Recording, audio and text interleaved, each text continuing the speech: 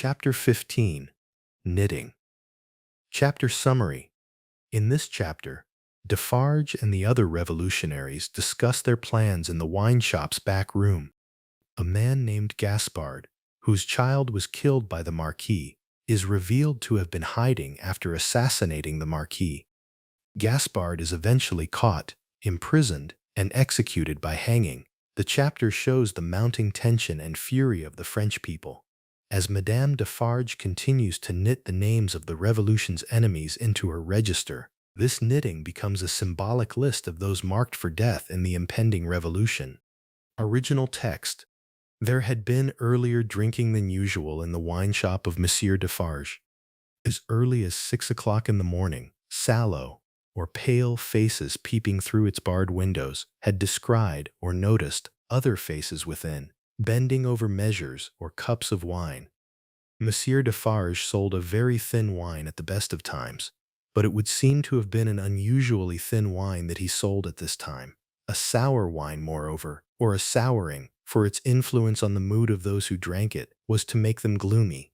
No vivacious bacchanalian flame leaped out of the pressed grape of Monsieur Defarge, meaning that no lively, drunken energy came from the wine that Monsieur Defarge served, but a smoldering or slow-burning fire that burnt in the dark lay hidden in the dregs of it.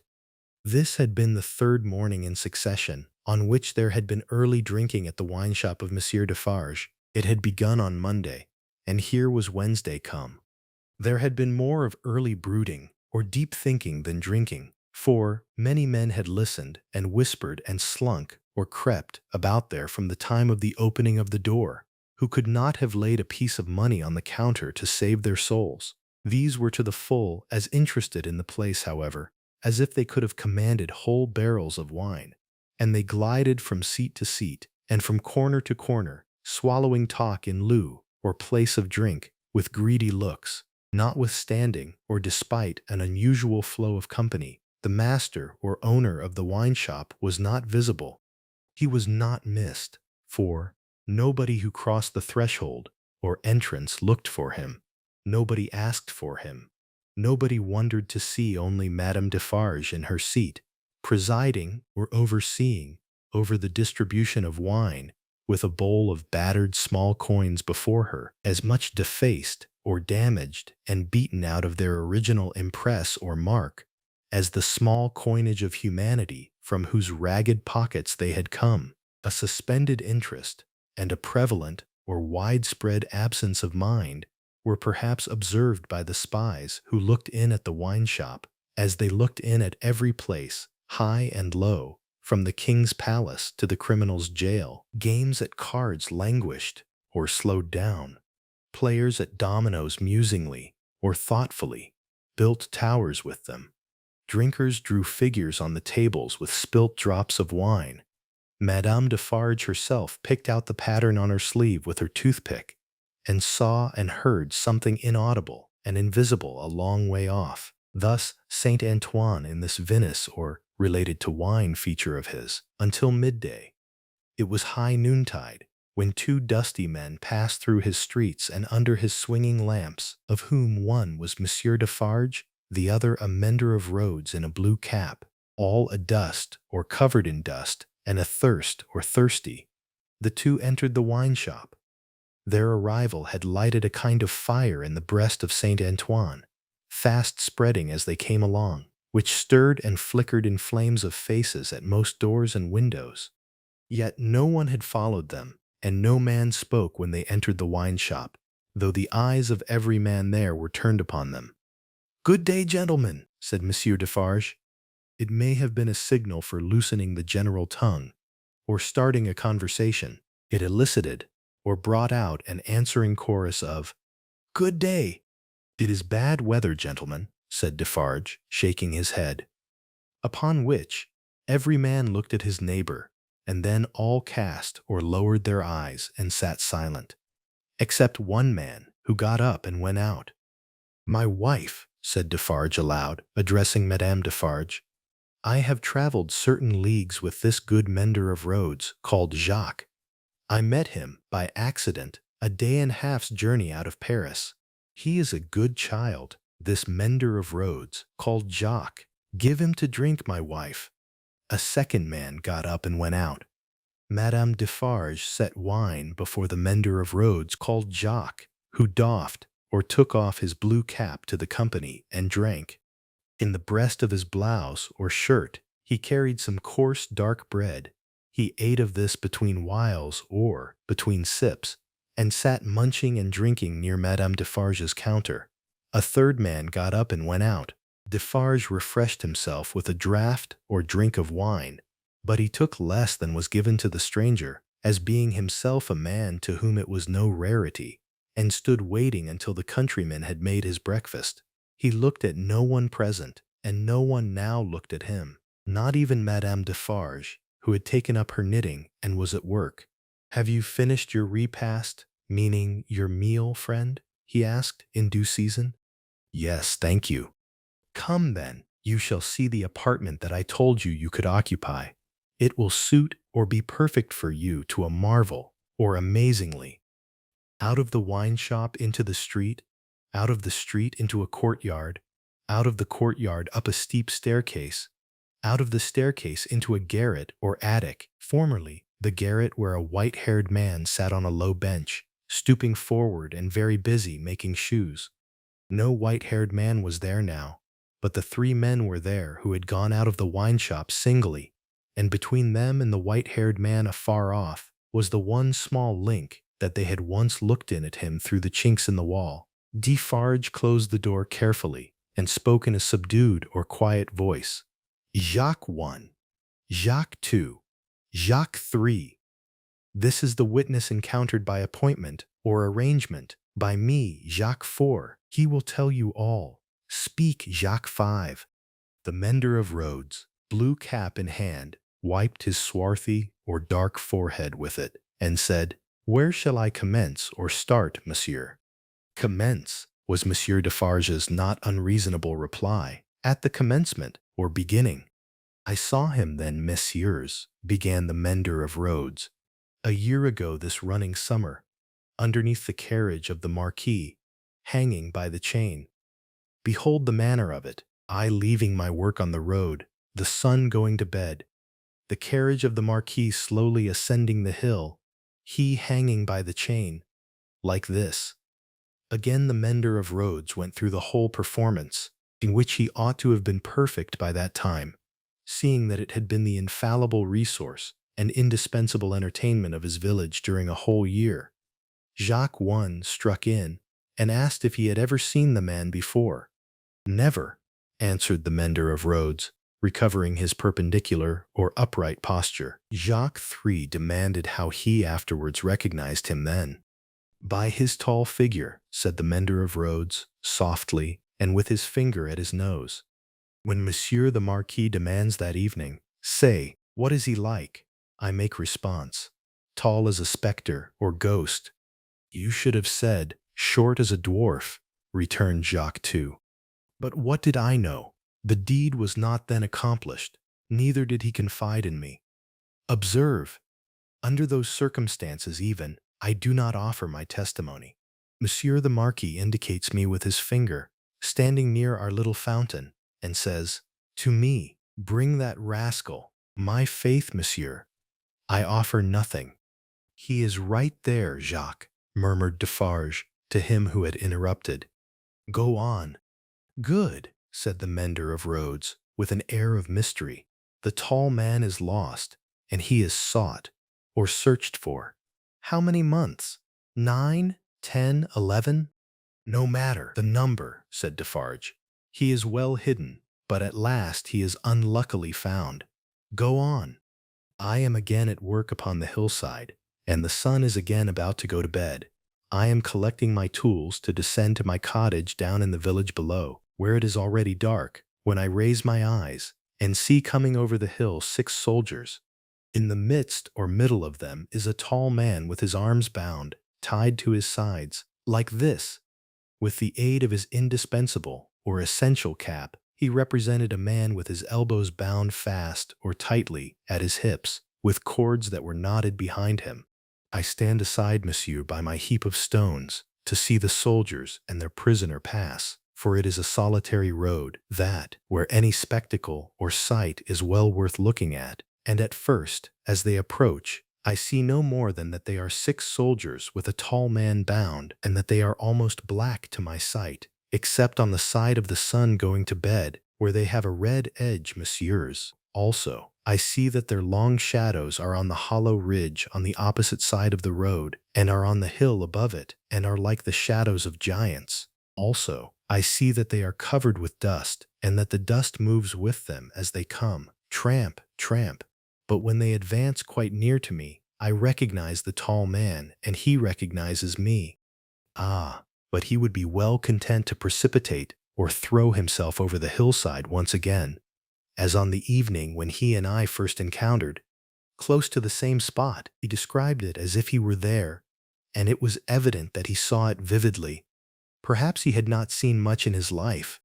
I do not show the soldiers that I recognize the tall man. He does not show the soldiers that he recognizes me. We do it, and we know it, with our eyes. "Come on," says the chief of that company, pointing to the village. "Bring him fast to his tomb." And they bring him faster. I follow. His arms are swelled because of being bound so tight. His wooden shoes are large and clumsy, and he is lame. Because he is lame, and consequently slow, they drive him with their guns, like this. He imitated the action of a man's being impelled or pushed forward by the butt ends of muskets. As they descend the hill like madmen running a race, he falls. They laugh and pick him up again. His face is bleeding and covered with dust, but he cannot touch it. Thereupon they laugh again. They bring him into the village. All the village runs to look. They take him past the mill and up to the prison. All the village sees the prison gate open in the darkness of the night and swallow him, like this. He opened his mouth as wide as he could, and shut it with a sounding snap of his teeth. Observant of his unwillingness to mar the effect by opening it again, Defarge said, "Go on, Jacques." "All the village," pursued or continued the mender of roads, on tiptoe and in a low voice, "withdraws. All the village whispers by the fountain. All the village sleeps. All the village dreams of that unhappy one, within the locks and bars of the prison on the crag or cliff, and never to come out of it except to perish. In the morning, with my tools upon my shoulder, eating my morsel or small piece of black bread as I go, I make a circuit or detour by the prison on my way to my work. There I see him, high up, behind the bars of a lofty or tall iron cage, bloody and dusty as last night, looking through. He has no hand free to wave to me. I dare not call to him. He regards me like a dead man. Defarge, and the three glanced darkly at one another. The looks of all of them were dark, repressed or restrained, and revengeful. As they listened to the countryman's story, the manner of all of them, while it was secret, was authoritative too. They had the air of a rough or informal tribunal or courtroom. Jacques 1 and 2 sitting on the old pallet bed or simple bed, each with his chin resting on his hand and his eyes intent on the road mender. Jacques 3 equally intent, on one knee behind them, with his agitated hand always gliding over the network of fine nerves about his mouth and nose. Defarge, standing between them and the narrator, whom he had stationed in the light of the window, by turns looking from him to them, and from them to him. "Go on, Jacques," said Defarge. "He remains up there in his iron cage some days.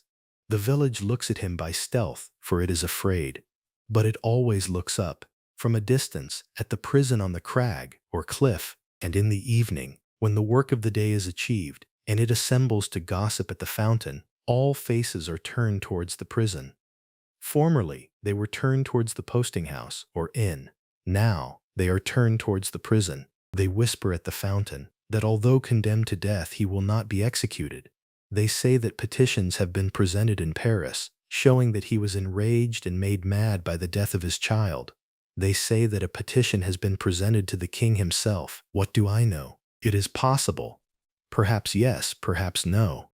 "Listen then, Jacques." Number 1 of that name sternly interposed or added, "Know that a petition was presented to the king and queen. all here, yourself excepted, saw the king take it, in his carriage in the street, sitting beside the queen. It is Defarge whom you see here, who, at the hazard or risk of his life, darted out before the horses, with the petition in his hand. And once again listen, Jacques, said the kneeling number 3, his fingers ever wandering over and over those fine nerves, with a strikingly greedy air, as if he hungered for something that was neither food nor drink. The guard, horse and foot, surrounded the petitioner and struck him blows. You hear? I hear, monsieur? Go on then, said Defarge. Again. On the other hand, they whisper at the fountain, resumed the countryman, that he is brought down into our country to be executed on the spot, and that he will very certainly be executed. They even whisper that because he has slain Monseigneur, and because Monseigneur was the father of his tenants or renters, serfs or peasants, what you will, he will be executed as a parricide, or one who kills a parent. One old man says at the fountain that his right hand, armed with the knife, will be burnt off before his face, that, into wounds which will be made in his arms, his breast, and his legs, there will be poured boiling oil, melted lead, hot resin, wax, and sulfur. Finally, that he will be torn limb from limb by 4 strong horses. That old man says all this was actually done to a prisoner who made an attempt on the life of the late King, Louis XV. But how do I know if he lies? I am not a scholar or an educated man. Listen once again then, Jacques, said the man with the restless hand and the craving or hungry air. The name of that prisoner was Damiens, and it was all done in open day, in the open streets of this city of Paris, and nothing was more noticed in the vast concourse or crowd that saw it done than the crowd of ladies of quality and fashion, who were full of eager attention to the last.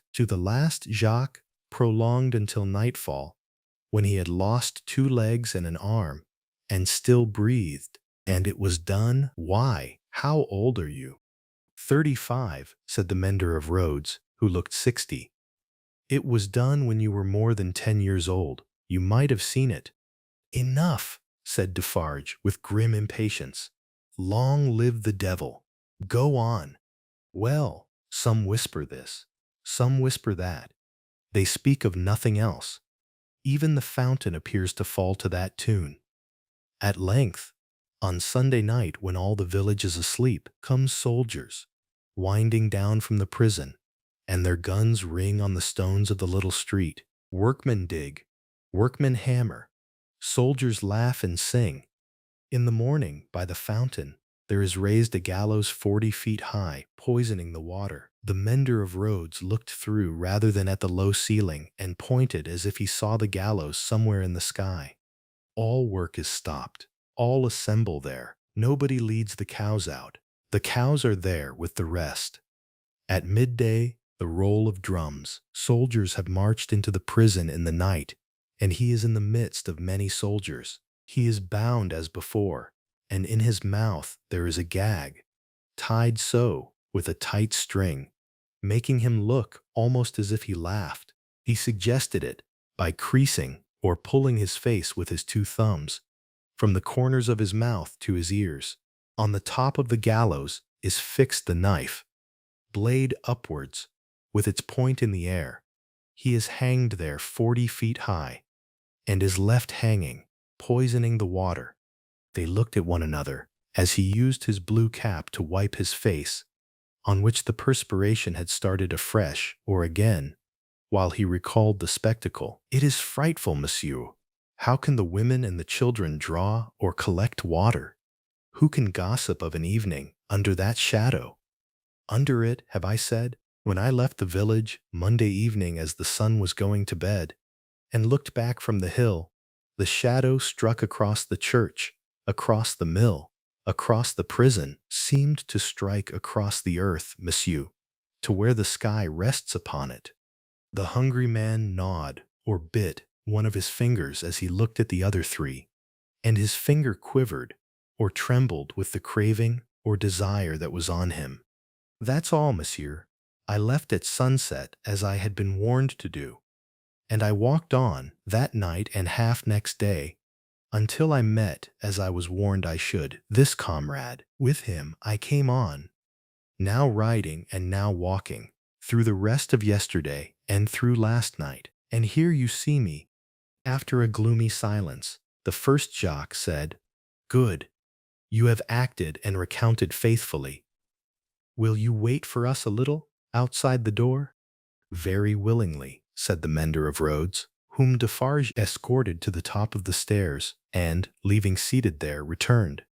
The three had risen, and their heads were together when he came back to the garret. "How say you, Jacques?" demanded number one. "To be registered, or added?" "To be registered as doomed to destruction," returned Defarge.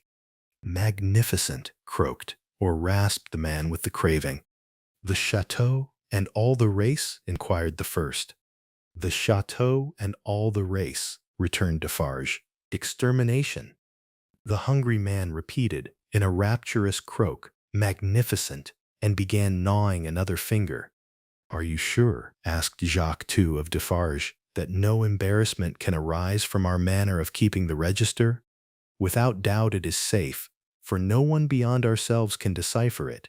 But shall we always be able to decipher it? Or, I ought to say, will she?" "Jacques," returned Defarge, drawing himself up, or standing up, "if Madame my wife undertook to keep the register in her memory alone, she would not lose a word of it, not a syllable of it. Knitted in her own stitches and her own symbols, it will always be as plain to her as the sun. Confide or trust in Madame Defarge. It would be easier for the weakest poltroon or coward that lives to erase himself from existence than to erase one letter of his name or crimes from the knitted register of Madame Defarge." There was a murmur of confidence and approval, and then the man who hungered asked, "Is this rustic or countryman to be sent back soon?" "I hope so. He is very simple. Is he not a little dangerous?" "He knows nothing," said Defarge, "at least nothing more than would easily elevate himself to a gallows of the same height. I charge myself with him. Let him remain with me. I will take care of him and set him on his road. He wishes to see the fine world, the king, the queen, and court. Let him see them on Sunday." "What?" exclaimed the hungry man, staring. "Is it a good sign that he wishes to see royalty and nobility, or high society?" "Jacques," said Defarge, "judiciously, or wisely, show a cat milk, if you wish her to thirst for it. Judiciously show a dog his natural prey, if you wish him to bring it down one day." Nothing more was said, and the mender of roads, being found already dozing on the topmost stair, was advised to lay himself down on the pallet bed, or simple bed, and take some rest. He needed no persuasion, and was soon asleep. Worse quarters than Defarge's wine shop could easily have been found in Paris for a provincial or country slave of that degree.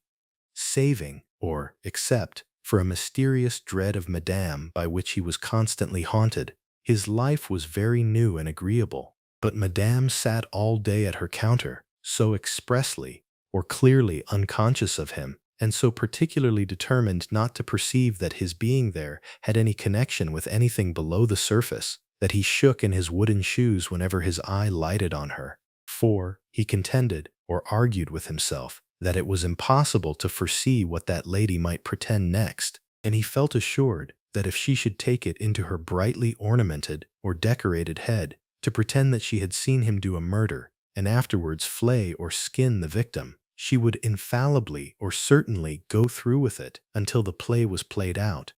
Therefore, when Sunday came, the mender of roads was not enchanted or thrilled, though he said he was, to find that Madame was to accompany Monsieur and himself to Versailles. It was additionally disconcerting to have Madame knitting all the way there, in a public conveyance or vehicle. It was additionally disconcerting yet to have Madame in the crowd in the afternoon, still with her knitting in her hands as the crowd waited to see the carriage of the king and queen. "You work hard, Madame," said a man near her. "Yes," answered Madame Defarge, "I have a good deal to do." "What do you make, Madame?" "Many things." "For instance?" "For instance," returned Madame Defarge, composedly, shrouds, or clothes for burial.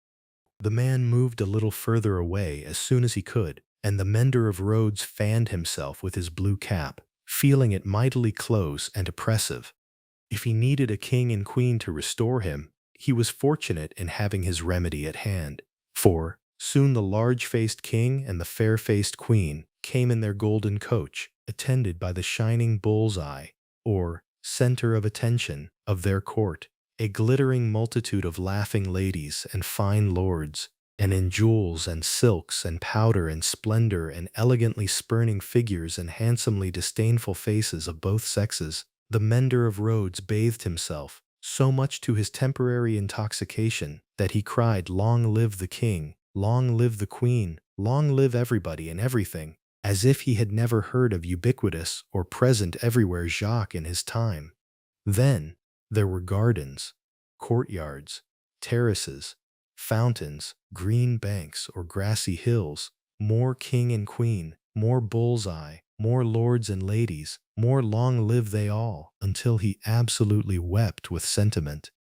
During the whole of this scene, which lasted some 3 hours, he had plenty of shouting and weeping and sentimental or emotional company, and throughout Defarge held him by the collar, as if to restrain him from flying at the objects of his brief devotion and tearing them to pieces.